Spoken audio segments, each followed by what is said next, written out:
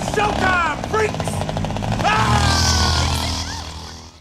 T-minus 10, 9, 8, 7, 6, 5, 4, 3, 2, 1, ignition. I'm going to step off the limb now. That's one small step for man, one giant leap for mankind.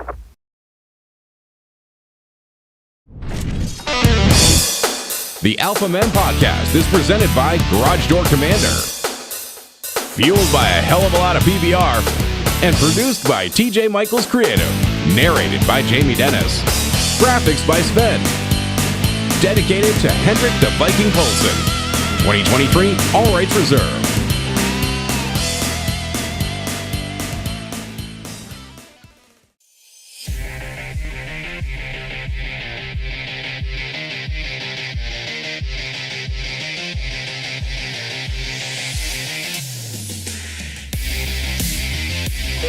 Seconds. Guidance is internal.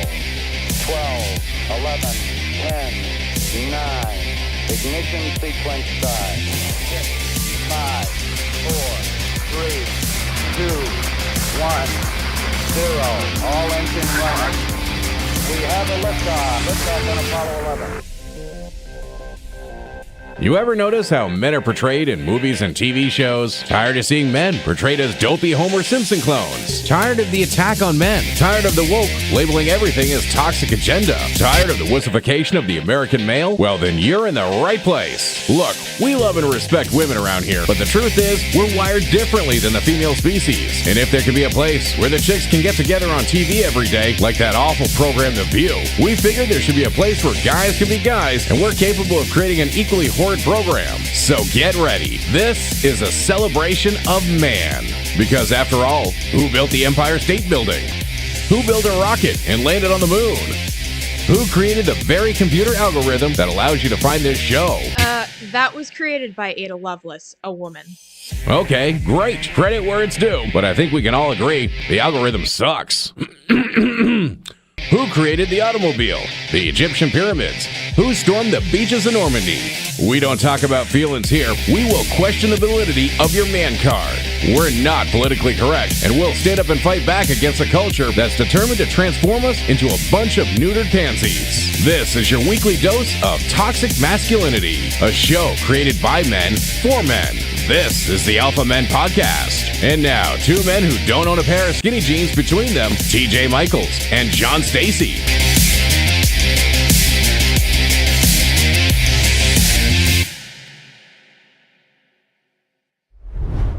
Going on, you sick, twisted freaks. Welcome to the Alpha Men Podcast, episode 14. 14. Jesus. And the Empire, it is growing. John's been whining the last hour about how much work he's done today. Tell people what you did. You did all kinds of stuff today while I was out selling beer. Selling. Got us on Spotify, got us on Pandora, got us on TikTok Live.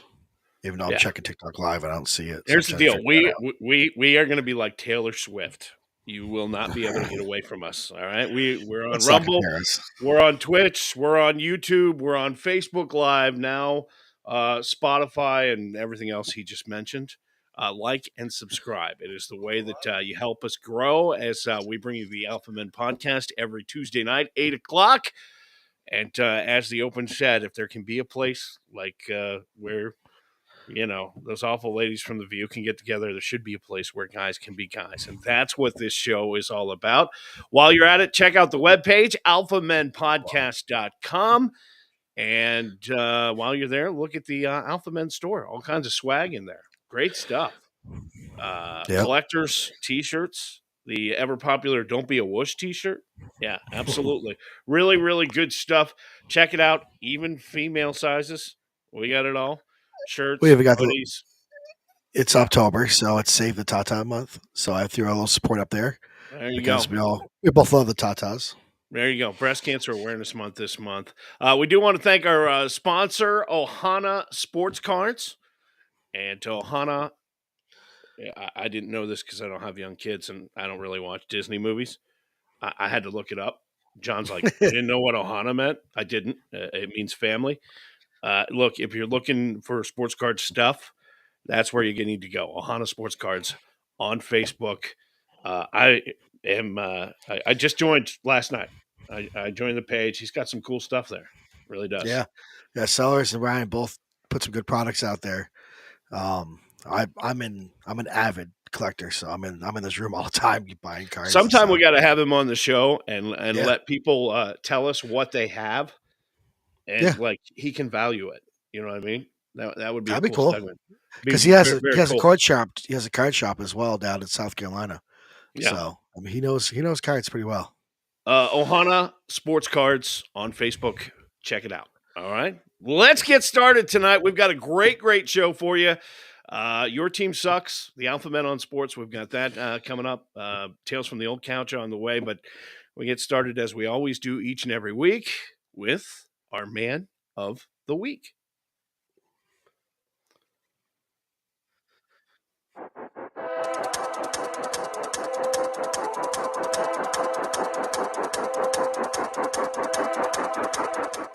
Man of the Week this week is John Froku of Stamford, Connecticut. Now, here's the deal, all right? One morning earlier last week, John noticed some smoke coming from his neighbor's home, and he could hear some cries for help. A fire had broken out on the second floor of the house, and a woman was trapped inside. Froku immediately grabbed a ladder, put it up to the second floor window, allowing the woman to escape the blaze unharmed. Moments later, firefighters arrived, and within 20 minutes, they had the fire out. Remarkably, no one was injured in the fire, which left the home unlivable. But the Stamford Fire Department Deputy Chief Matthew Palmer says it's largely because of Froku's quick actions. Had he not intervened when he did, the woman might have had a different outcome and might have been much more dire. Palmer admits Froku is expected to be honored during a ceremony at City Hall next week. And, we're going to give him Man of the Week this week. By the way, another bit of good news. The unfortunate fire unfolded when fire marshals went out and bought some new toys for a 3-year-old residents of the home whose toys were also lost in the blaze. But, yeah. Well, that's pretty thing. A lot of people sit there nowadays with a camera and just record. So Alpha Men jump in and do what needs to be done. John Froku did it from Stamford, Connecticut. And this week, he is our Man of the Week on the Alpha Men podcast. Awesome job, sir.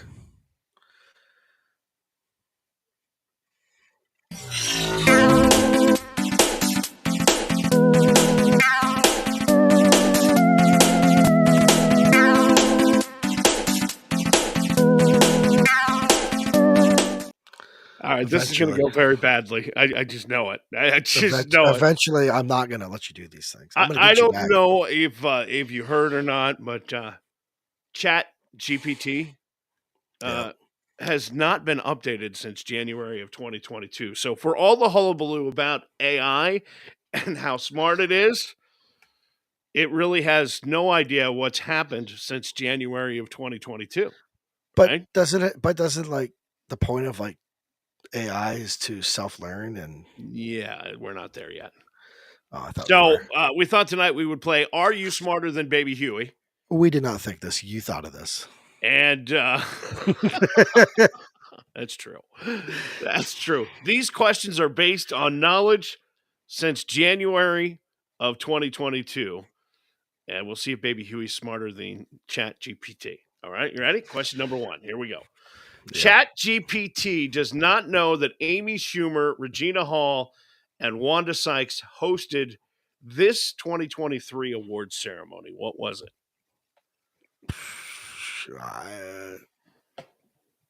CMA? No, it'd be country. No. Yeah, so I didn't know that one. No, not right. I can't think who they are. Not even close. Are they movie stars? They hosted the Emmy Awards. I was close. Same crap. CMT, yeah, you were right there. Absolutely. Just TV, music, Same whatever. actual thing. CMT Awards and the Emmy Awards. It's The Tonys, the Oscars. It's question number 2. Ready? Yep. At the Oscars in May of 2022, this comedian was punched by the Best Actor nominee. I know this one. And subsequent winner, Will Smith. What comedian was it? Chris Rock, the slapper Chris around Rock. the world. That is correct. That is correct. All right. One right, one wrong. Yep. Question number 3. Since ChatGPT has not been updated since January of 2022, it does not know the name of the book that Prince Harry released in January of 2023. What was the name of that book? Oh, I know this. You get him in bowling. Strike? Bzz, no. you set me up. Spare. No, Spare is the name of the okay. book. Spare is the name of the book. I had that one. I thought it was something like Duke something. 2 wrong, no, 1 right. Yeah. All right. This actor who played Beverly Leslie on Will and Grace, who was also a social media phenomenon, tragically died in a car crash this year. Who is that? Oh, I have no clue. I don't know, but I couldn't even give you the answer. Leslie Jordan. Leslie Jordan. All right. Leslie Jordan. Yes. Duh. Question number 5. This billionaire bought Twitter on October 27th of 2022. What's Twitter? Never heard of it. I heard of X by It's Elon X. Musk. Elon Musk, correct. All right. Question number 6. Johnny Depp sued his ex-wife, Aquaman star, in a Virginia court for defamation after she accused him of abusing her. He also accused her of pooping in his bed. Who is she? Oh, I know her name. Amber Heard.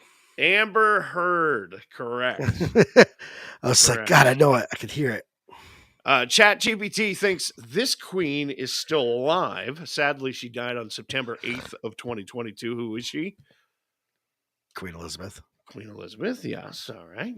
Since ChatGPT hasn't been updated since January of 2022, it doesn't know who the King of England currently is. Who is that? King Charles. King Charles, yes. The third, Man. I believe. A third or fourth. Man, wow. Third, I think. All righty. All right. Question 9. Since ChatGPT has not been updated since January of 2022, it thinks that this guy is simply Jennifer Gardner's ex-husband and not Jennifer Lopez's new husband. Who is he? Jennifer Lopez's new husband? Yeah. Oh.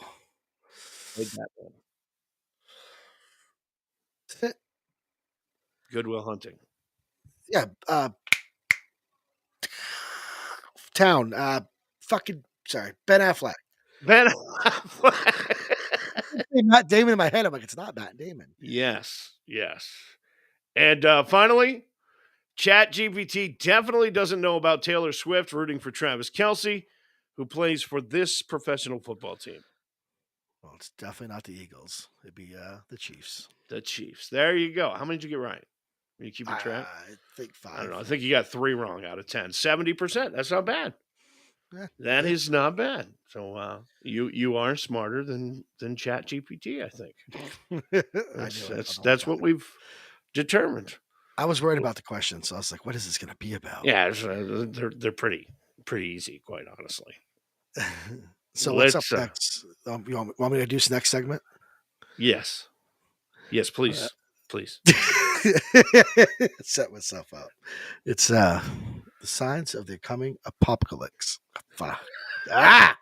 Cannot say it. This week's signs of the coming apocalypse.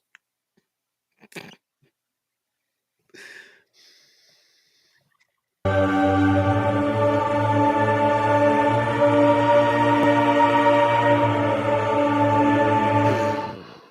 figured Well, We bring you this week's signs of the coming apocalypse because we're all doomed. I mean, that's all there's to it. But not even bottled ketchup is immune from the excitement of the possible romance between, oh God, Taylor Swift and Travis Kelce. Heinz is releasing a limited edition ketchup and seemingly ranch sauce in celebration of the two, with its origins being extremely online. On Sunday, of course, Swift made another appearance at Kelsey's NFL football game, sparking rumors that they are dating. I mean, is there any question now? They're dating. All right. Yeah, they gotta be. All right. Now raise your hand if you care. Oh, don't care. Oh, sorry. Right. Yeah. All right. Did like they had some massive stats too. We'll get to that. We'll get to that. Yeah, 28 million people watched the Chiefs game. That's what I thought. God, just to see Taylor Swift. Because Taylor Swift was there. God. We'll get to that a little bit later on. So ketchup and ranch. Here's the deal: we have become incredibly lazy in America. We can't even mix condiments anymore. We have to have it sold in a bottle. I think the ketchup would overpower the ranch. Wouldn't you think? Yeah, I would think so too. I will. I have, and I still do ketchup with a little mayo sometimes. Apparently, it's what she was eating in the family suite when it went viral. She was having chicken fingers with ketchup and seemingly ranch, which is what they said on the broadcast. So the ketchup maker is joining in on the fun with a bottle of condiment, combining the two sauces. Heinz told CNN it's producing and releasing 100 bottles of the ketchup and seemingly ranch sauce, which are now like $7,000 a piece online because it's limited. Next, researchers in Brazil investigating whether spider venom can help with erectile dysfunction. I'm not letting a spider bite me in the junk. Nope. There you go. Look at that horrid thing. Yeah, the banana spider's bite is known to cause painful, prolonged erections, and scientists are now using the venom to develop a synthetic molecule. Brazilian researchers began studying the curious side effect 3 decades ago. According to a researcher there, she said patients who came to the clinic and had been bitten by the banana spider presented a characteristic symptom, which was priapism, which is, basically, painful and prolonged erection. So if you want to save some money instead of buying Viagra, get a pet, put your in there and let it bite it. Right. The molecule triggers the release of nitric oxide, a chemical essential for erections, and it increases blood circulation and allows the vessels to widen. So, covered in thick brown hair and with a maximum size of up to 15 centimeters, this arachnid is one of the most venomous in the world. And now we're going to help guys who can't get boners with it. Yeah. That thing at 15 centimeters? Yeah. Whoa. That's bigger than my I'd rather die. My erection. I'm just saying.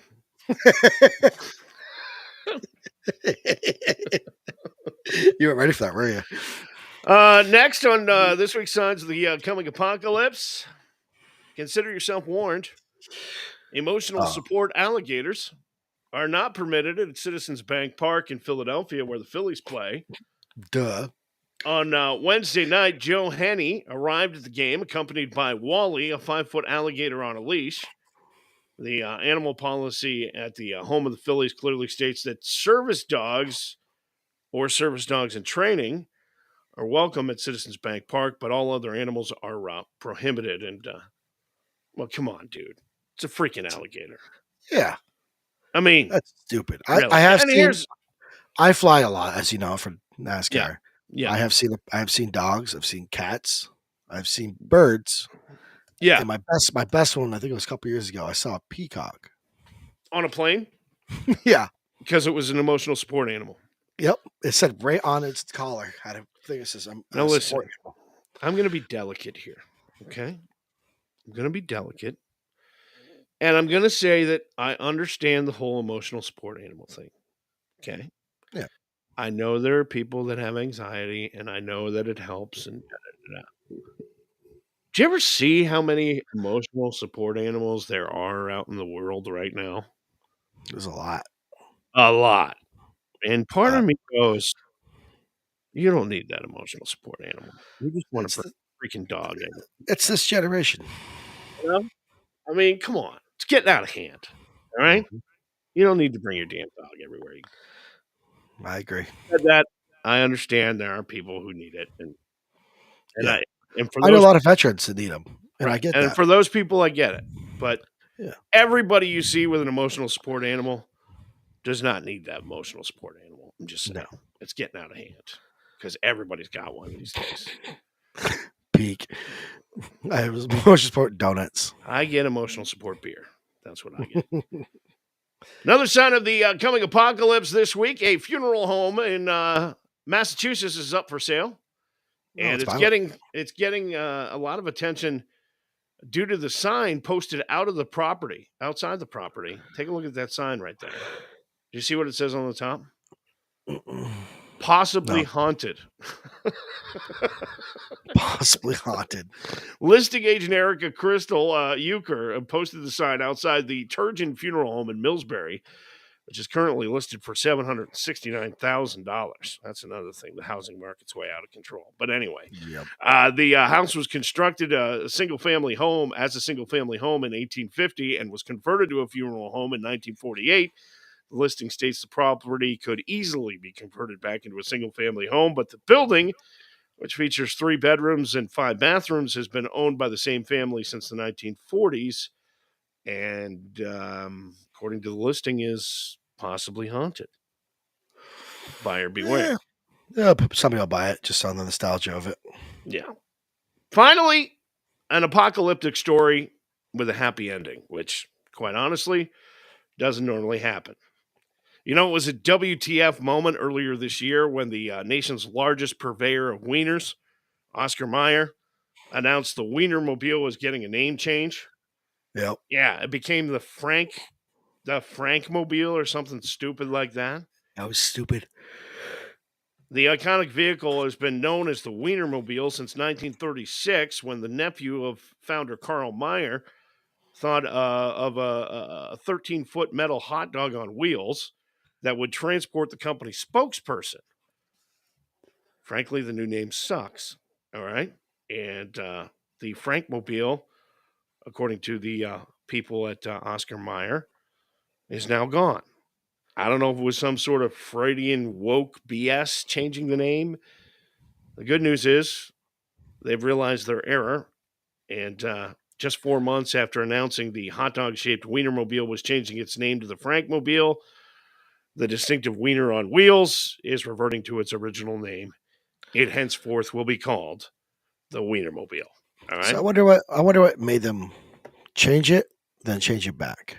I don't know. Like Maybe because the Frankmobile sucks. All right. well, no, it does. I mean, the Wienermobile, that's all we know as Wienermobile. But I wonder why. Do you know the Like, first Wienermobile in 1936 actually had an open cockpit and had seating in the front and in the back, like the end of the hot dog that sticks up in the air. You could sit up there. Huh. Yeah, it's pretty cool. I did some research. I got no hobbies. So the people who drive that around, do they sleep in it? Was there like a sleeping compartment in the back? I don't or know. I don't know. There's been some famous people who have been Wienermobile pilots. I saw it at a racetrack one time. Yeah. I didn't get close Anyway, up, but not quite sure if this is a cultural war win, but if it is, we'll take it. All right? yeah, absolutely.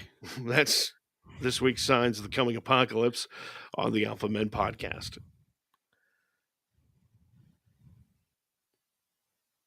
Podcast. We'd like to thank Ohana Sports Cards for being a proud sponsor. Make sure to check out Ohana Sports Cards on Facebook for some awesome card breaks like football, baseball, basketball, and so much more. These guys will treat you like a part of the Ohana family. Check out Facebook Ohana Sports Cards. Tales from the old couch.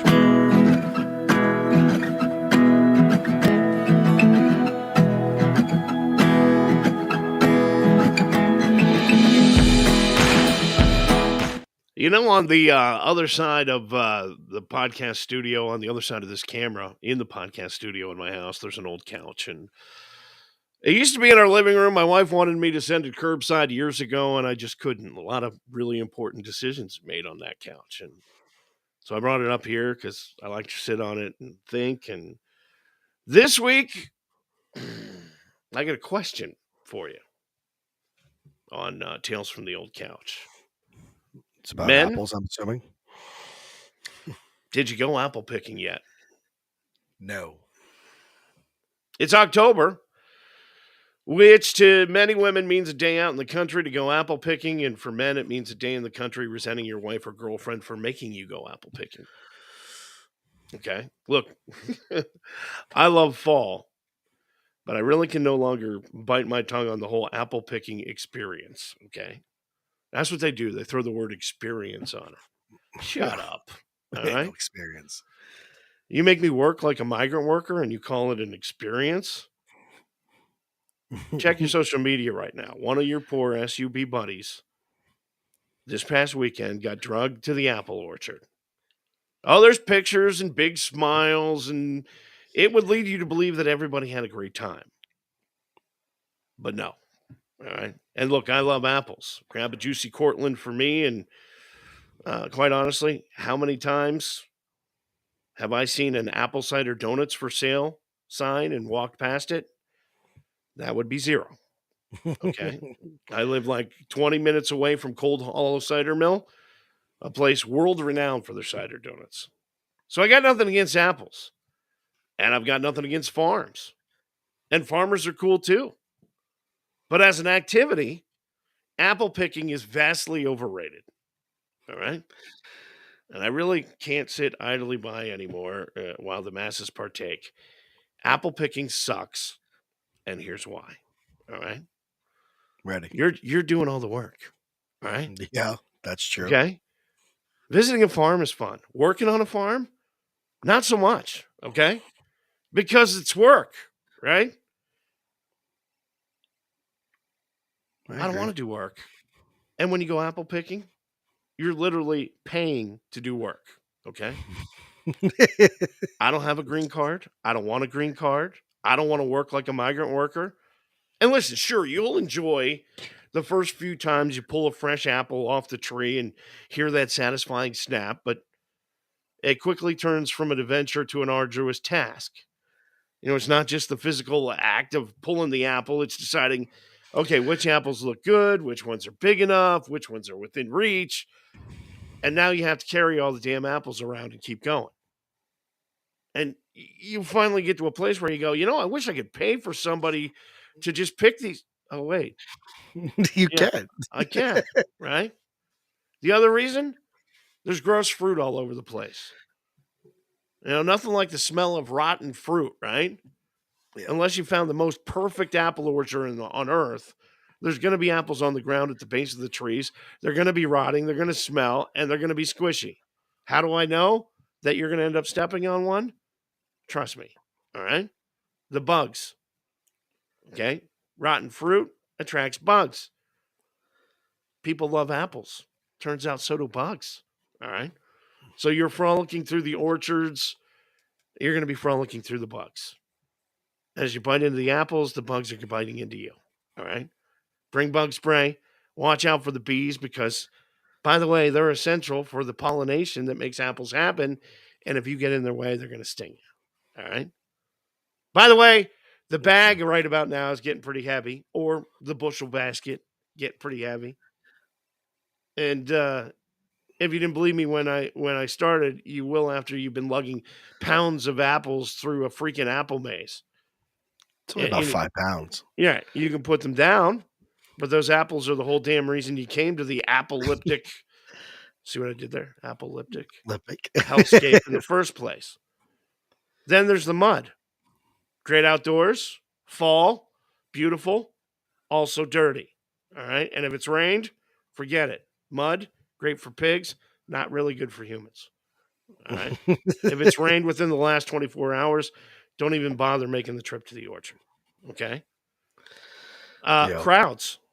Look, if you have to go apple picking, Make sure you do it during the week and as early in the day as possible, because once school lets out and on the weekends, forget it. Go home. I went a couple of years ago. I was once told it would be an hour just to get me on the orchard one Sunday a few years back. The only thing worse than apple picking is apple picking in an overwhelming crowd. And then, why are you apple picking? Well, you're apple picking to say that you went apple picking, right? For social media. So if you're apple picking to say you went apple picking, then oh my God, you got to take the Instagram pictures and the Facebook photos, and oh, you gotta let everybody know that you picked, Yeah. right? That means lots of Instagram posts, and while you're picking apples, you're dodging social media stars who are taking pictures and silly poses to make sure you're not in their shot. All right. Other thing, what the hell am I going to do with all the apples? Right? You're done apple picking. You've survived the experience. Now you have apples, pounds and pounds and pounds of apples. What are you going to do with all these damn apples? Turns out you don't need that many apples. No one wants that many apples. Unless you love apples like Bubba Gump loves shrimp. Okay? You don't need that many apples. How many apple pies, baked apples, apple crisp can you make before you go, Jesus, I'm all appled out? You know? Now, I don't know if you're aware of this or not, but the Shaw's, Hannaford's, Albertsons, Publix, Price Chopper, Food Lion, Walmart, Piggly Wiggly, right down the street from your damn house, sells apples, okay? By the bags. In convenient sizes, already picked, and they even have a convenient carrying case. And they're all year round. Yeah. We didn't need to do all this work trudging through mud and bugs and crowds with our massive basket of apples. They were just right there waiting for us. Look, when you go to the apple orchard, there are 3 kinds of guys at the apple orchard. Okay? Don't give me the experience and family time. There's all kinds of other things you could do other than that. All right? 3 kinds of guys at the apple orchard. The guy trying to sleep with the girl he's dating, so he's got a smile on his face, pretending that he's having a fun time picking the apples rather than being home doing anything else. Mm-hmm. Guy number 2 is in a serious relationship. He bartered with his girlfriend that she would do something that night that he wanted to do, and she didn't. And as long as he went apple picking and didn't complain, she'll do it. That's guy number 2. I'm that guy. Finally, guy number 3. This is me. Married guy who's there with his kids and is just trying to keep the peace in his family, and gave up a long time ago about of having any idea of enjoying a Saturday to himself. But the look on his face tells you he'd much rather be home with a beer watching college football.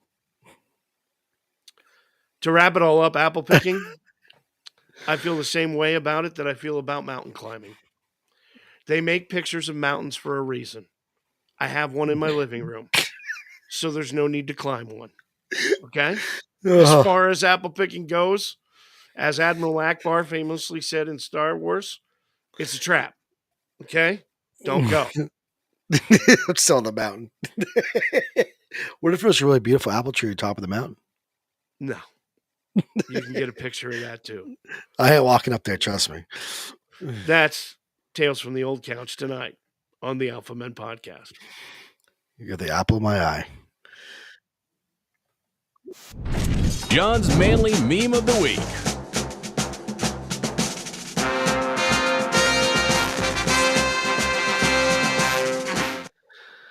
Rule number 1. If you're going to mess something up, do it so badly everyone wonders how. Even that is impossible. When I first saw this, I was like, how did that happen? So I had to zoom in and keep looking at it. Yeah, for those listening on Spotify, you're going to have to check out the Alpha Men Facebook page or Twitter for this. But meme of the week this week, let me read it for you, okay? Rule number 1, if you're going to mess something up, do it so badly everyone will wonder how it's even possible. And the picture is just... It's the truck. I don't understand how I see how it happened, but how did he bust the chains? That tower is impressive. Yeah. Wow. That's a hell of an insurance claim right there. That's all there is to it. And it's that's doing it right. I mean, if you're gonna mess up, that is definitely doing it right. So I mean that's no question of So there's a screwed van, up.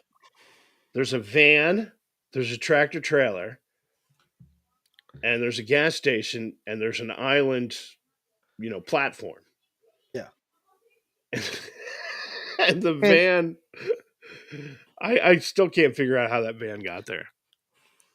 I don't know how that happened, but that is definitely an oh shit moment right there. you imagine calling your boss and be like, "Hey, listen, I I hit the gas station." Yeah. What do you mean? No. The van hit the gas station. But you're driving the truck. Well, Yeah. I'll put it on Twitter right now as we're speaking. So make sure you check it out. The manly meme of the week from John this week. Good advice. We have a really, really big announcement we need to make. Is that right? I'm freaking excited. So. You want me to roll that? Yeah, let's do that. All right. We packing it. I've been bugging you for weeks. 23rd year. Yep. Pack the Pantry is coming back. It is part of the Alpha Men Give Back. And we have some partners again this year in Star 92.9. But you know what? Going to do it again for the Central Vermont Salvation Army Emergency Food Shelf. 23rd year. The largest canned food drive in New England is going to happen at Price Chopper on the Barry Montpelier Road in Vermont on November 16th, 17th, and 18th. And, of course, our friends from Bellavance Trucking are going to be back. We're going to have a 53-foot-long Bellavance tractor trailer, and John and I are going to go around the clock. Stay right there. Until we fill it. Yeah. So we have always filled it. We've had some very short, close moments. Yeah. But with a community, this is in our hometown where you're living. Yeah. This is our community, but we have always filled it, even if it's not as high as some of the years, but we've always gotten to the end of the truck somehow, some form because of the community.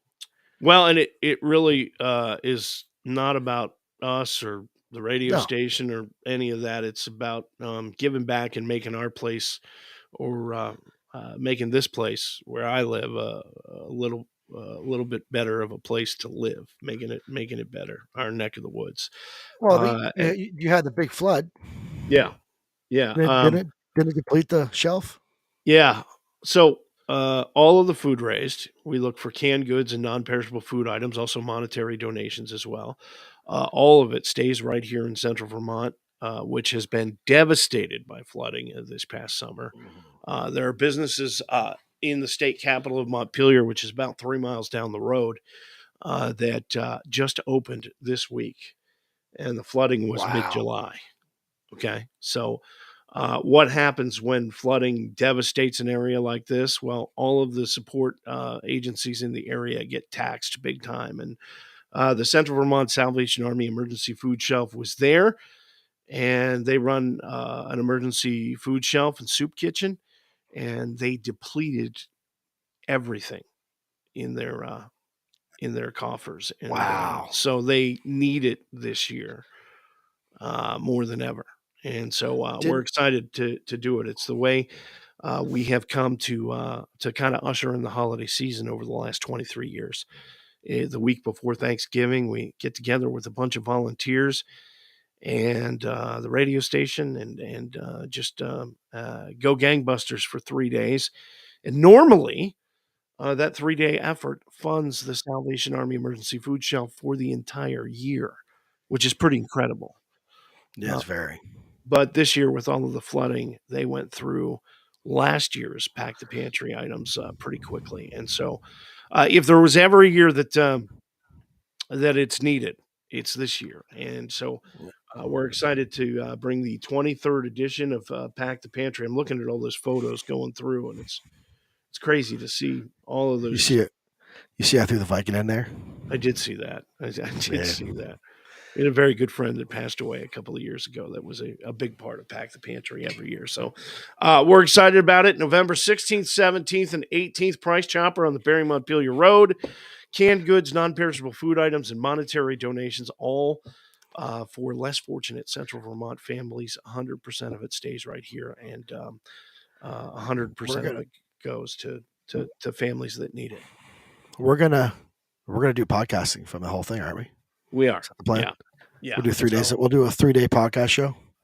I don't know about that, but we won't do a show, but we'll be live throughout the 3 days. We've got to manage doing the radio stuff and doing the TV stuff and doing the podcast stuff and also taking everybody's donations and everything else. So it's there's not a lot of sleep over those 3 days. I can tell you that. We kind of catnap here and there, but it's worth it.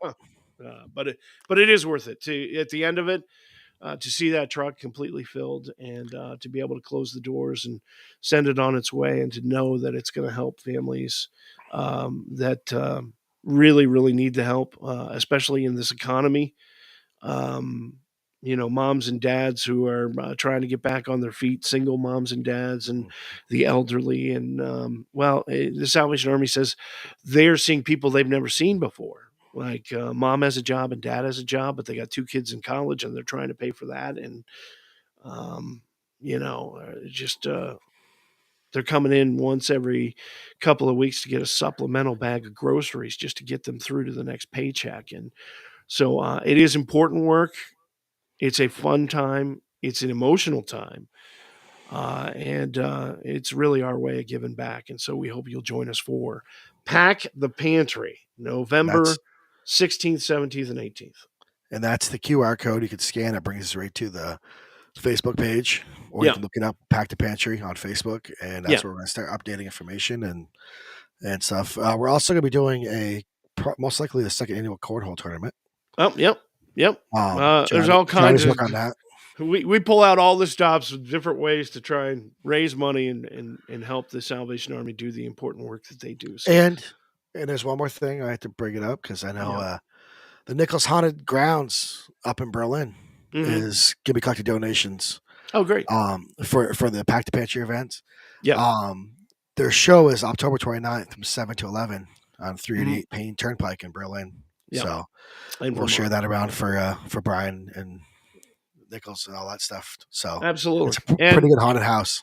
In the coming weeks, we're going to have a collection kit for you that you're going to be able to download. It's going to have all the information in it and signage and everything else. And you're going to be able to put it up at work, at church, at school, or through a civic organization and organize a canned food drive to help us out because it does take everybody. And we say this each and every year that everybody, nobody can do everything, but everybody can do something. And so we're hoping we can.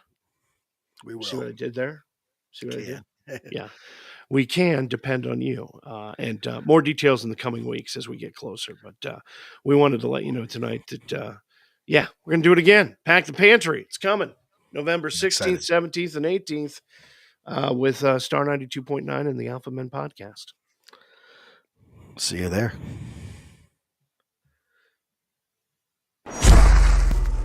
For the verdict, this is Manhood. All rise. The sometimes honorable T.J. Michaels presiding.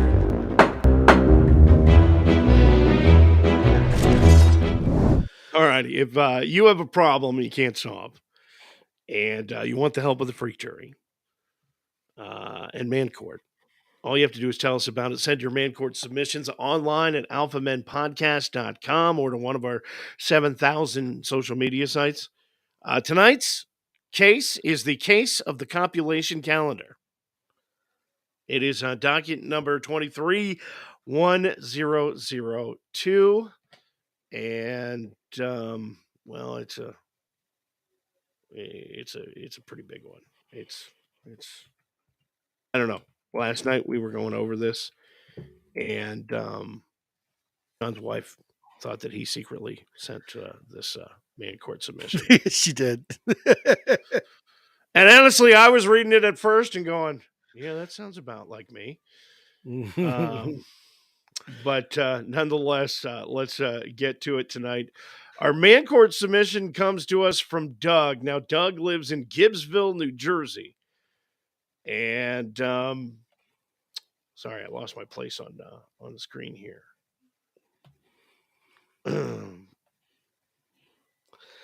Okay, court is adjourned. Yeah, right. There we go. Our plaintiff is Doug from Gibbstown, New Jersey. He writes, "Hi, guys. My name is Doug. I just found your podcast. I've watched about 6 back episodes. I've put Tuesday nights at 8 into my calendar so I can catch the show live. Good for you, Doug. Thanks, Doug. Yeah. Speaking of calendars, I wanted to get on Man Court to get everyone's take on scheduling the deed with my wife because I got to say I'm not a fan. I can't be the only one who thinks scheduling sex with my wife isn't hot. Oh, boy. Doug goes on. Here's the deal. My wife and I never had to schedule sex in our relationship. And then we had our second child, who's now 5. So we have a 7-year-old and a 5-year-old, and things have gotten stressful. We've always had a healthy sex life, but over the last year, she's just not into spontaneously doing the wild monkey dance like we used to. I understand that she's stressed and tired, but for me, nothing relieves my stress more than that. For her, she needs all the conditions to be perfect. She suggested we start scheduling it during the week, like when both of them are asleep or on the weekends, or if the grandparents have them at the park, etc. Oh, boy. I feel you, Doug. I'm having post-traumatic stress syndrome right now. Me The too. Thing is, I don't feel like it's as much fun when we just have when we just organically let it happen. She even feels rust and tells me, just hurry up.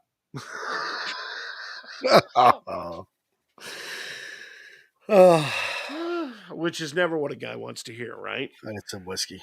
The only reason I haven't stopped the scheduled sex is because I'm afraid it's the only way she wants to have it right now. Is there any way I can change this, or do I just have to wait till my kids get a little older? Doug in Gibbstown, New Jersey. Oh, Lord. All right, Freak Jury, what say you? You can chime in the comments section. Do you have advice for Doug? Doug,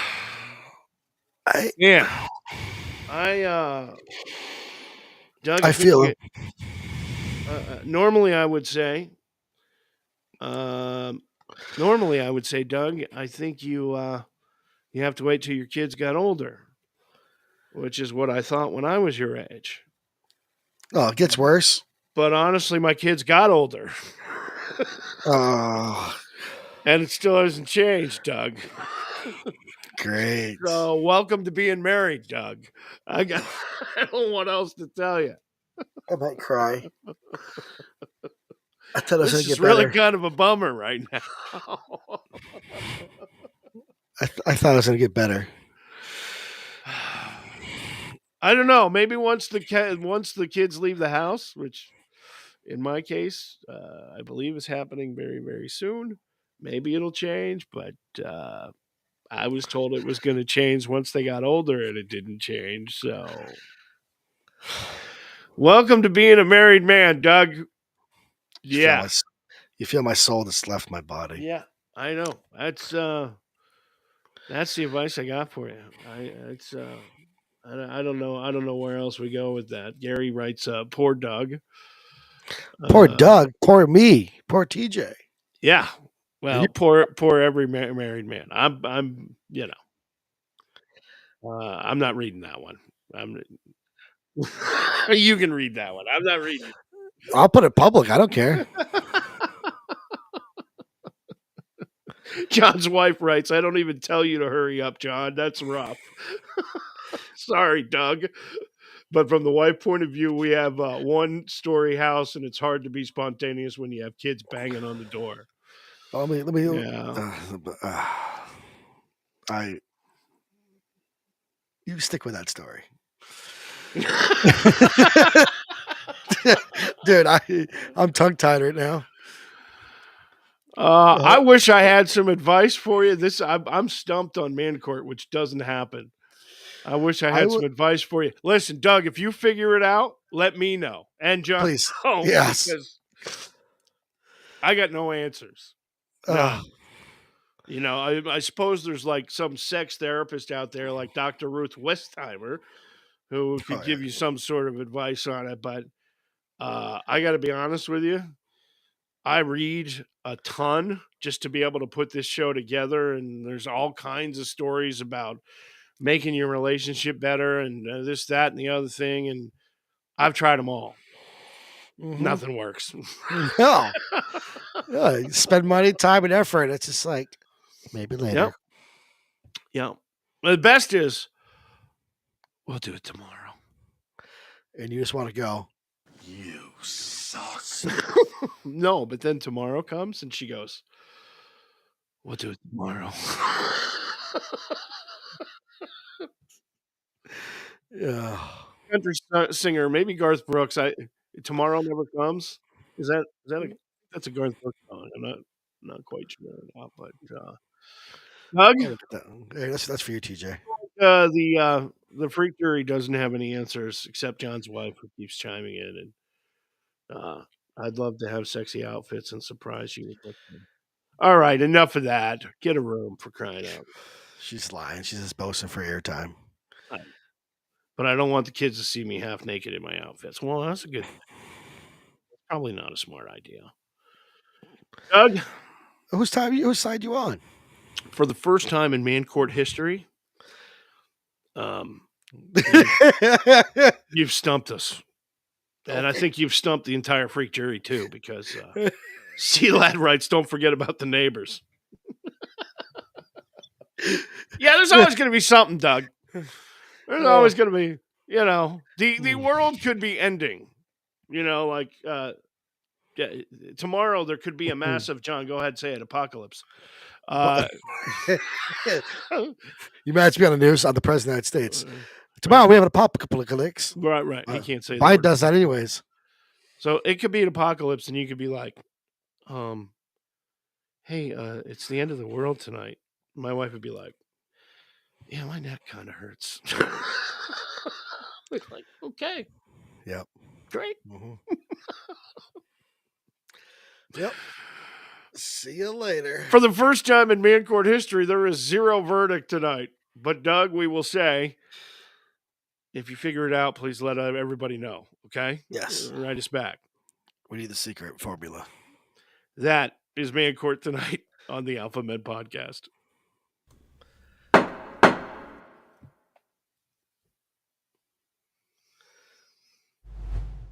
There's nothing more manly than motorsports. These are John's red flag moments.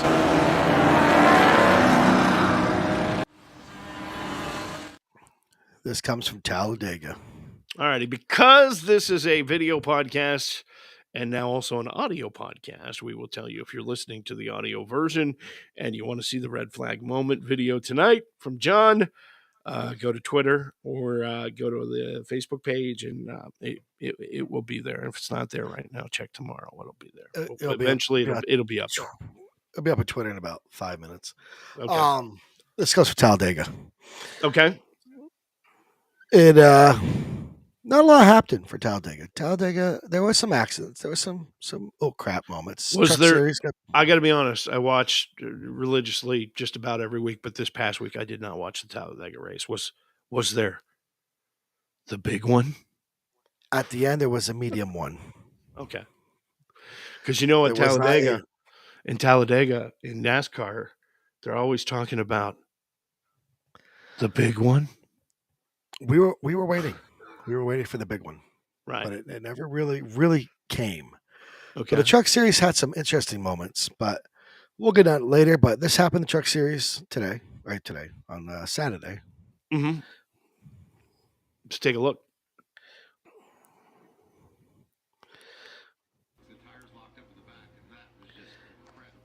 Gets smoked.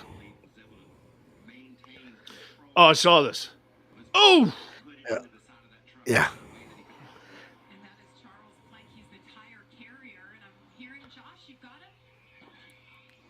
Wow. Even Bennett. Who's the guy talking? That's the guy who got hit. Oh, okay. Yeah. Alrighty. So there's another guy who's making comments. I'm like, who's that? It's actually somebody recording off a TV screen. Oh, okay. All right. I couldn't find the actual NBC one for some reason. So the guy wasn't hurt, but no, very scary moment. But it crushed. That crushed the whole rear quarter on that truck by his impact.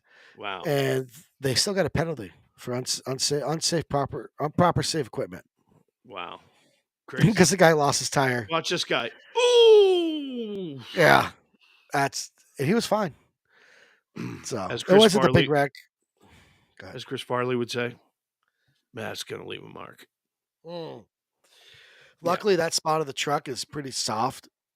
Yeah. So, I mean, and he also did go up over top of it. Thank goodness. Yes. If you went under, that would have been horrible. Not underneath it. Yeah, absolutely. Yeah. There was some wrecks and stuff in the truck series. There's some wrecks in the Cup, but there was nothing huge. I mean, for Talladega, you usually expect the big one, and we didn't have one. Wait. I got to look at the camera.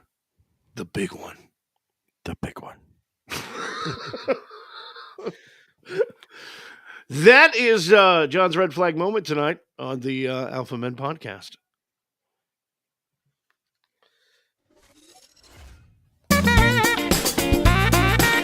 Who needs a foot in the ass? The Alpha Men podcast presents my foot into this thing called your ass. The Red Foreman Awards. You dumbass.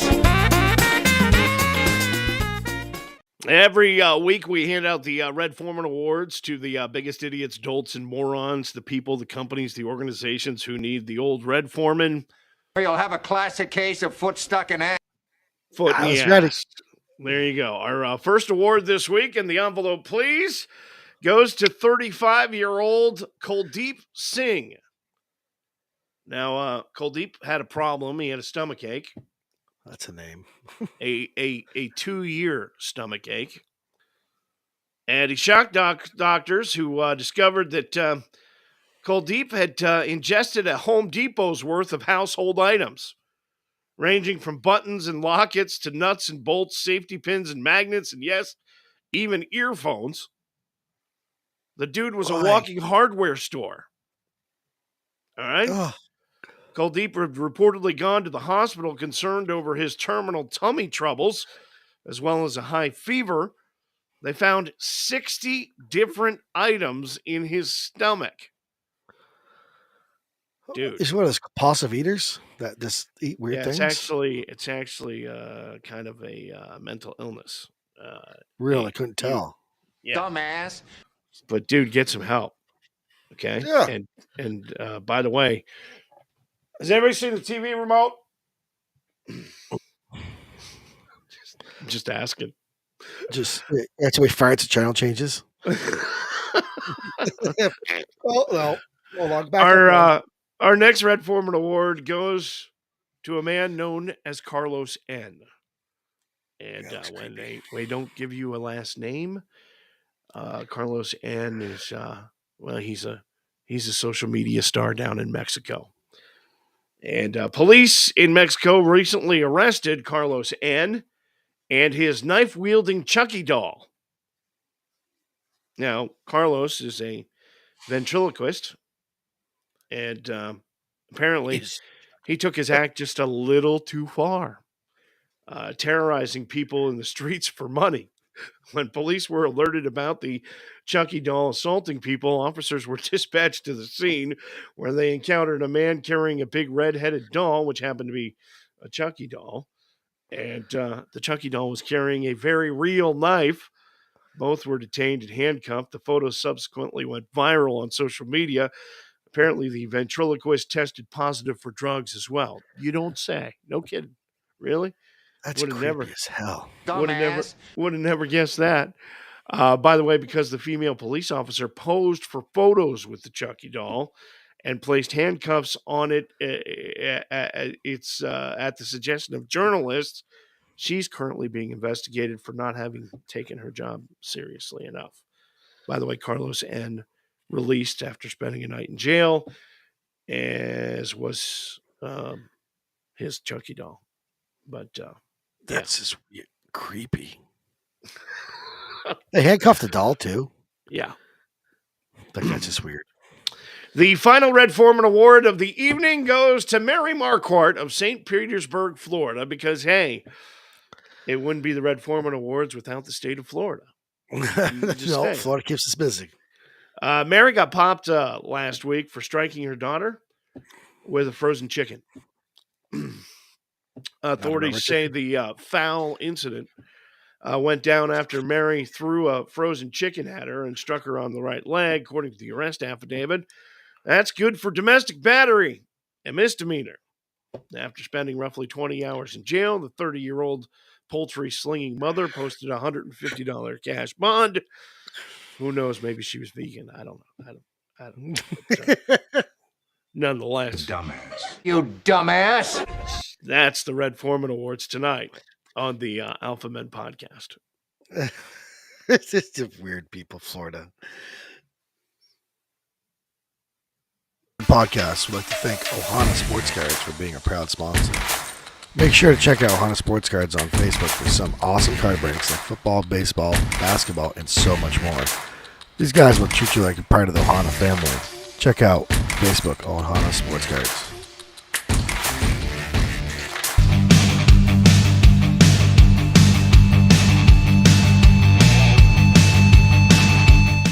Football.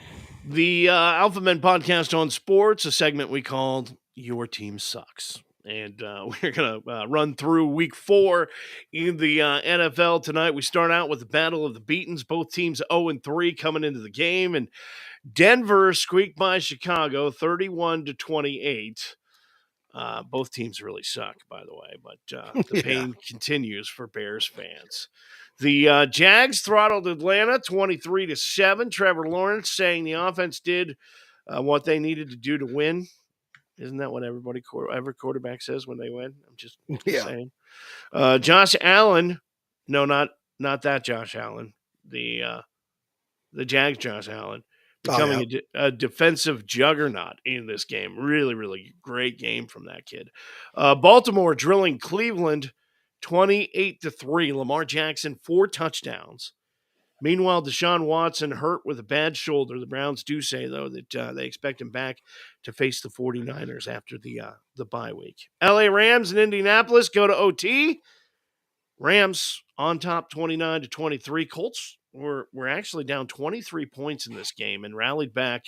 All for naught, though. Matthew Stafford dealing with a hip injury, but they say he will play this coming week. Tampa Bay 26. New Orleans 9. I am not used to seeing a Saints team that sucks. They've always been a consistent team. Yeah. So it's just kind of weird. When Breeze disappeared. Saints are more like the Aints this year. When Breeze disappeared, it was a little rough, and then I mean, look at the Patriots. We'll get to that. Philadelphia. Who? The Eagles. Wow. 4-0 over Washington, 34-31 in OT. Minnesota beating Carolina 21-13. Houston over Pittsburgh 30-6. The Chargers beat the Raiders 24-17. Dallas, it was ugly. It was ugly. 38-3. Worst loss in Bill Belichick's coaching career. That's right. Yeah. Well, it pumped the brakes a little bit. John's a big Dallas Cowboys fan. We when we played Brady with the Buccaneers, and he retired. I hate to tell you this, okay? But you really haven't played anybody this season yet. Oh, it's still a win. Okay. A win. Here's the It's deal. still a win. The Brady era in New England was over like 4 years ago, okay? And the Patriots suck, all right? And you just basically beat the Chicago Bears, the New England version of the Chicago Bears. That's who you beat this weekend. Congratulations. Still a win. Yeah. Yeah. And you guys are playing the best teams in the league. You just squeaked by the Commanders. Squeaked. And we murdered the Patriots. And the Commanders beat the Cardinals. And the Cardinals that's 2 weeks ago. Beat the Cowboys. Yeah. So we came back. what are you with saying? vengeance. We came back with vengeance. Well, okay. All right. Who's leading the NFC East right now? You, Eagles. Eagles 4-0. For now. Who is there's two teams in the NFL right now that are undefeated. And 49ers, you know what? Eagles. They haven't been pretty. And I was really critical of this week's Eagles game. Okay? Really critical. The play calling sucked ass. All right. It was bad. Always the refs. No. Calling, yeah, we sorry. have a new OC and a new DC. We have a new offensive coordinator and a new defensive coordinator in Philadelphia, and they need to be fired. All right, because the play calling was awful. It was awful. All right, and that's all there is to it. So I can be critical of the Philadelphia Eagles. However, having said that, they're 4-0, and they're not playing their best ball yet. And so you look at the season, it's not a sprint, it's a marathon, and they shouldn't be peaking right now. When this team on paper starts playing to their capabilities, you're all in trouble. That's all there's to it. Mm-hmm. That's all there's How to many? it. Fact. How many interceptions? How many interceptions does Jalen Hurts have? I don't care. No, this is important. I don't care. Many, he's still going to throw. Many stats? He's still going to throw more than 8. By the end of the season, mark my words. By the end of the season, mark my words. Dak Prescott is going to throw more than 8. That was the bet. No, the bet was 10. Okay, he's going to throw. Well, okay. By the end of the season, how many has he thrown? Going to throw more than 10. How many has he thrown? Thrown so far. I don't care. 1. He's thrown 1, and Jalen Hurts has thrown 2, and Jalen Hurts had the flu. No. You've thrown 3. Okay. He threw 2 in the same game and 1 before, and he had the flu that day. So I don't want to hear it. All right, I don't want to hear it. Yeah, I don't want to hear it. In fact, to illustrate who you just beat in the New England Patriots, very good friend of mine, comedian Bob Marley, New England's King of Comedy. Yeah, he has some thoughts on the Patriots season. Yeah. Do the New England Patriots suck? Yeah. I think we might suck.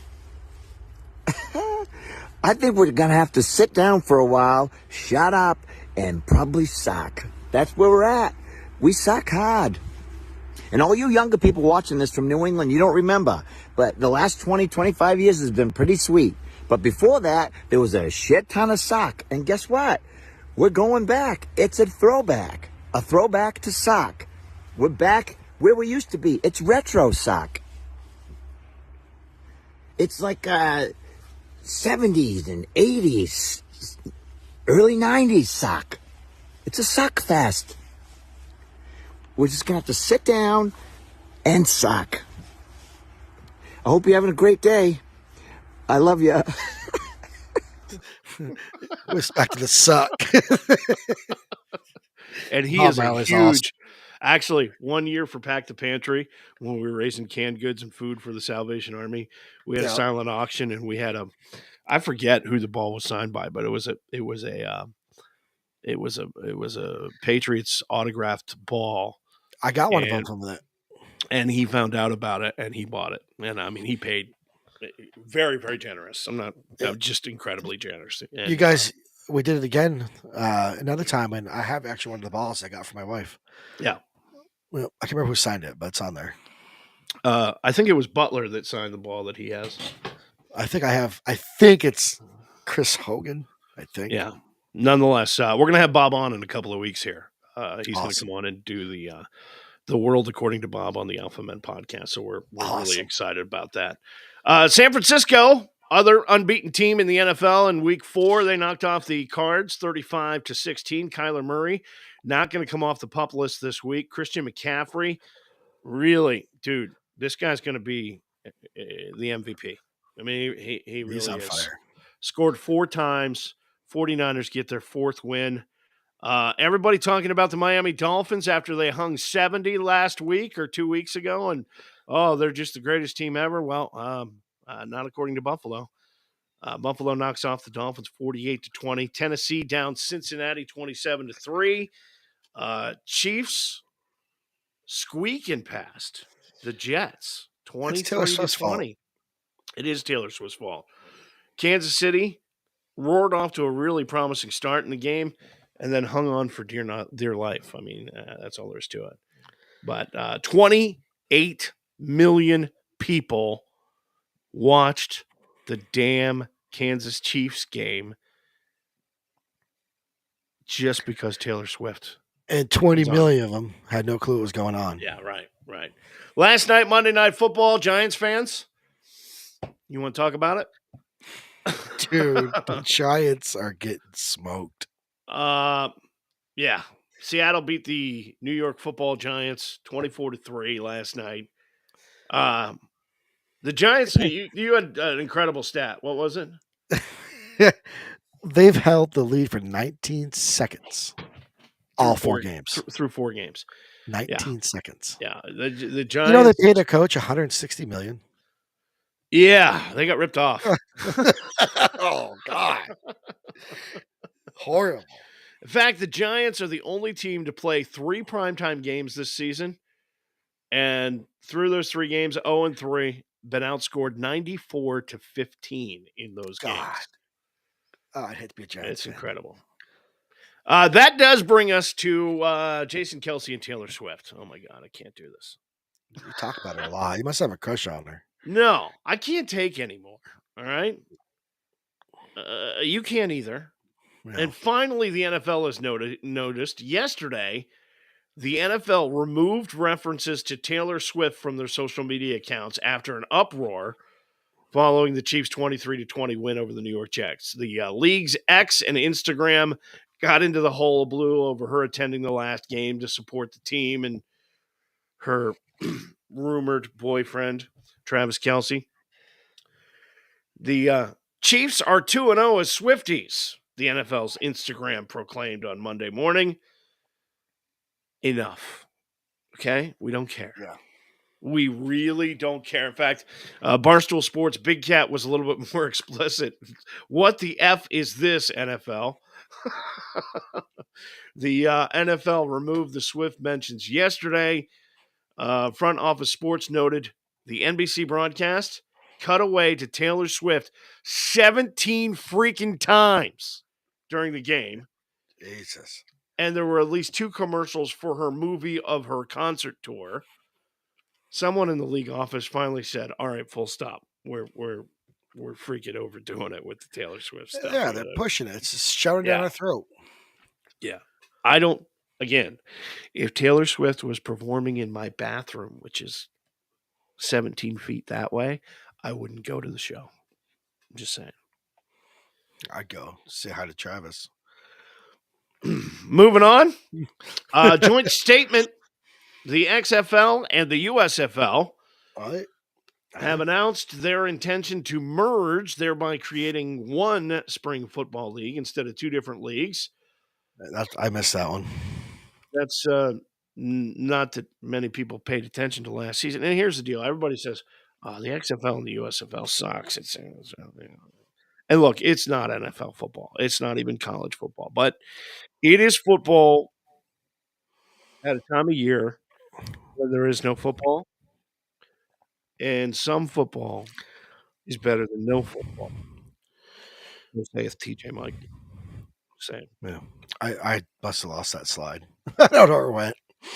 They say it's not a done deal, but it's subject to regulatory approval. If approved, the deal will provide the combined leagues with substantial capabilities and resources to ensure future growth and the development in players and coaches. Last year, the XFL reportedly lost an estimated $60 million, according to reports. And, well, look, I mean, you got Vince McMahon from WWE and The Rock and all these other guys who have been involved in trying to make this work, and they haven't figured it out yet. But going to merge this spring, and we'll see how that works out. That brings us back to NASCAR. Nick Sanchez and Matt Crafton involved in a little extracurricular activities. Yeah, I saw. I didn't see it, but I was about 50 yards from it. I heard about it. I heard it. The guy in the gray in the back is actually one of my coworkers. He told me about it after. Post-race altercation in the garage area Saturday afternoon during the Craftsman Truck Series playoff race at Talladega. Video posted to X, formerly known as Twitter. Why do we have to keep saying that? Why do I keep saying Twitter? Showed Sanchez and numerous others on the ground in the garage area following the event. Sanchez's face was bloodied up after the incident, which he said began after a tap from behind after the race, and he claims that Matt Crafton sucker punched him, waiting behind a set of tires as he was walking with his mom through the garage area, and that Matt Crafton had already changed out of his driver's uniform and the whole 9 yards. Matt Crafton says, no, none of that's true. He says, I tapped him on the shoulder to talk to him about it. He turned around, instantly started insulting me and got in my face, and so I popped him. He got fined $25,000. Yeah. Nick Sanchez got fined $5,000, and Nick Sanchez's dad got suspended indefinitely for the season. Oh wow! All right, so but no suspension from racing. No, I think because of philosophy. I expected that. I thought they were going to suspend Crafton. I think because of the threats. Yeah, I'm just speaking from my personal belief on it, but because of the threats. Well, here's the deal: you work for NASCAR, and I don't want you. I don't want you. I'm just speaking what's public. I mean, right. I don't know anything behind the scenes of it. I just know what I heard and saw, and it's everything I heard and saw. It's been public. Right. What Matt Crafton said, and we have to be really careful with John because John works for NASCAR, and NASCAR has a really strict policy about all kinds of stuff, and so. I'd rather not see John get himself in trouble at work because he talked about something he shouldn't. So when you want an opinion on NASCAR, it's probably going to come from me because that's the way that it goes. I appreciate it. All right. Finally, a woman makes a little college football history. That picture you see on the screen, or at least we'll see in a second, that is Haley Van Voorhees. Nice looking lady. She is a safety for Shenandoah University's football team, the first female non-kicker to suit up. The 5'6", 145-pound junior took the field Saturday as a defensive safety. Holy crap. In so doing so became the NCAA's first ever football player to play a regular position other than kicker. Van Voorhees got her first start on the field after 2 seasons on the team during Shenandoah's route of Juniata College and promptly proceeded to rush the quarterback in the course of her team's 48-7 home win. She says to be able to make a step forward is an amazing thing. On the Today Show, she was on there. That's what she said. She's now fielding interviews from the likes of such news programs as she tells Today. It's not every day that a female gets to play college football. Calling her time on the field just a great moment. And before we wrap up tonight, NFL, back to football, announcing this week, Usher is going to be the Super Bowl halftime show. Why? Can we have some good music? Why? Really? Look, AC/DC, Kiss, Def Leppard. All right. Heck, I'd even go with like Whitesnake or something right now. But for the love of Pete, you're killing me, Smalls. All right. I don't get it. Can we have a rock band? Something everybody can, agree. Unbelievable. And we can't leave sports tonight without mentioning the passing of longtime knuckleballer, pitcher, and 2-time World Series champion Tim Wakefield. That man that man threw a knuckleball like no other person in the world. Yeah. He died Sunday at the age of 57 from brain cancer. A 19-year Major League Baseball veteran, Wakefield started his career in 92 with the Pittsburgh Pirates, but really is known for his time with the Sox. He spent a lot of time in Boston, 17 years of his career, and he was a mainstay with the Red Sox pitching staff, going from the starter to reliever throughout his tenure in Boston, part of the 2004 and 2007 World Series winning teams, and made the All-Star game in 2009. He was also awarded the Roberto Clemente Award in 2010. Yeah. great athlete. He was. I met him once. I have actually an autographed ball from him. Yeah. Very pleasant guy. That's how I met him. He retired from baseball in 2012, 200 wins, 180 losses, 22 saves, finished his career with an ERA of 4.41, 186 wins. Boston ranks third in franchise history, or he ranks third in franchise history behind Roger Clemens and Cy Young. And after he retired, he became an announcer for the Red Sox. Remained active in Boston charities. He was inducted into the Hall of Fame in 2016. And the Red Sox recently announced he was undergoing treatment for an unspecified disease after his illness was outed by ex-teammate Curt Schilling. So he's survived by his wife, Stacy, and their children, Trevor and Brianna. And with that, Godspeed, Tim Wakefield. You'll be Rest missed. in peace, sir. Thank you for the rings.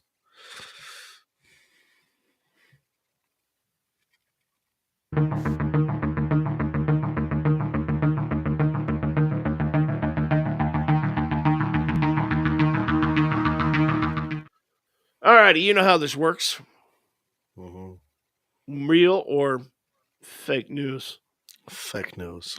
We have 3 headlines, and you can play along at home and comment in the comment section which one you think is the real story. 3 headlines, 2 of them are fake, 1 of them is real. Your job, John, is to find the real story tonight. All right, on real or fake news, here are your headlines. UFO expert claims people with blue eyes descended from another planet. I have blue eyes. UFO expert claims people with blue eyes descended from another planet. Headline number 2.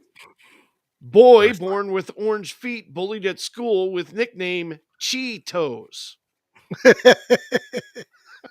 Why does he have orange feet? Does he eat Cheetos with his feet? Boy born with orange feet bullied at school with nickname Cheetos. Is his name Donald? And finally, last headline. Model says she's in agony over triple T cup bra size. Model says she's in agony over triple T cup bra size. All right, those are your headlines. Triple T. Yeah, triple T. All right, so you got UFO expert, blue eyes, descended from another planet, orange feet boy, Cheetos, or model says her tatas are too big, they're triple T's. Which story is real? 2 of them are fake, 1 of them's real. My wife. She explains everything. Talk about my blue eyes. Hey. God, your first 2 sound so fake. I mean, I've had the world's biggest honkers on my shoulders one time. I have a photo of it. Okay. Thanks for sharing that. They were big. Yeah. I'm going with the boobs. Model says she's in agony over triple T cup bra size. Yeah. That is the real story tonight. A woman claims she has the biggest breast in the world at size 38 triple T. That wasn't her. Oh my God. Are those real? Well, hold on. She's revealed that the weight of them feels like a knife slicing into her back. No, you're kidding. Really? Lorena Fabiana Colada, the 52-year-old model from Mexico City, has had 15 surgeries on her chest and has spent more than $100K. But now the Argentinian-born adult actress says surgeons would like her to consider scaling back her 15-pound front. Colada doesn't want to lose her biggest assets, though. She says it's affecting my mind because I believe my entire career has benefited because of my implants, so I really appreciate them. She says, however, she's willing to go down to a C cup if it's medically necessary. Don't do it. I'm a doctor. Those things are twice the size of her head, each one. Look at them things. I'm looking. Shh. I need a drink. That's real or fake news tonight on the Alpha Men podcast. Do we have to change the slide? We do. Please. You sure? Okay. Yeah. One more minute. I'm going to slap you.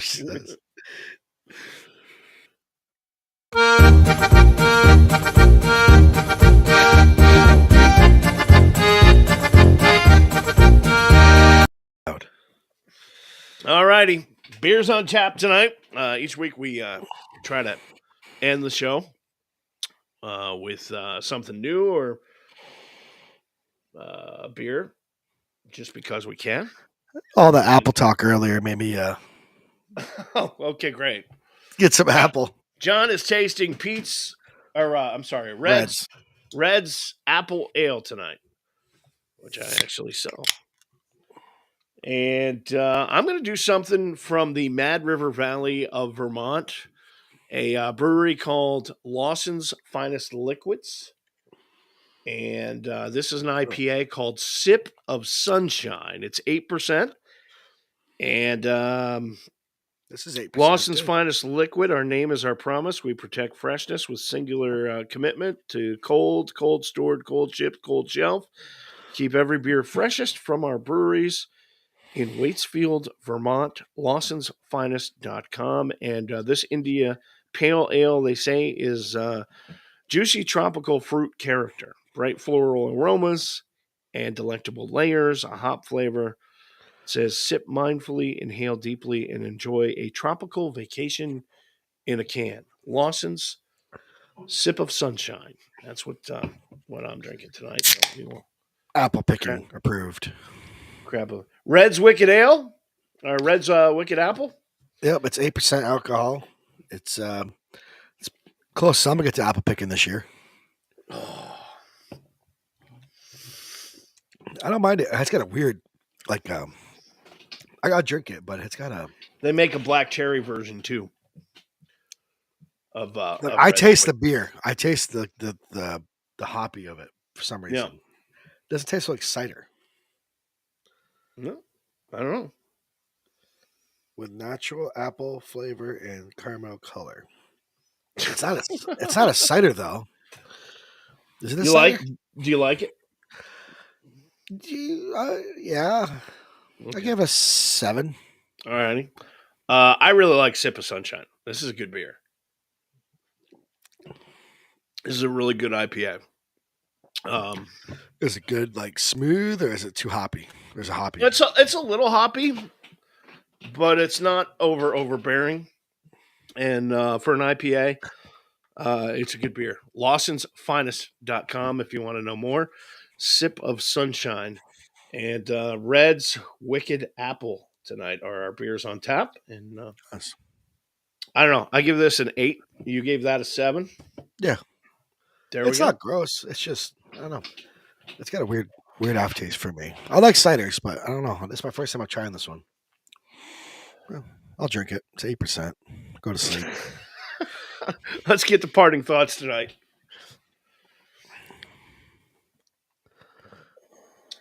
There she is. Britney Spears.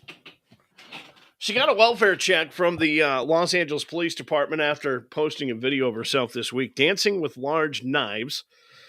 TMZ reported that someone from the LAPD's mental evaluation unit made a decision, and deputies from the Ventura County Sheriff Department, they visited Spears' home on Wednesday of last week.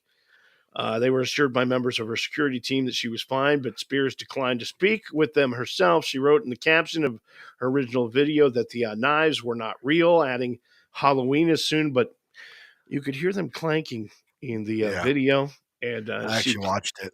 She claims that she was mimicking Shakira, something that Shakira did in the video, but if you look at her facial expressions and everything while she's dancing with those knives, clearly, Britney needs the conservatorship. Okay, where are all you free Britney people now? Huh? I'm just asking you. All right, she's nuts. She's crazy. Still Britney Spears. We need to send Britney over to Ukraine. That's what we need to do. Should take care of the whole thing. That's all there is to it. With her knives. She's not good. She's not well. She doesn't. I'm just telling you. Yeah, she's just your typical blonde that had enough. She's psycho. That's the parting thought. And that is the Alpha Men Podcast, episode 14. That's going to do it for tonight.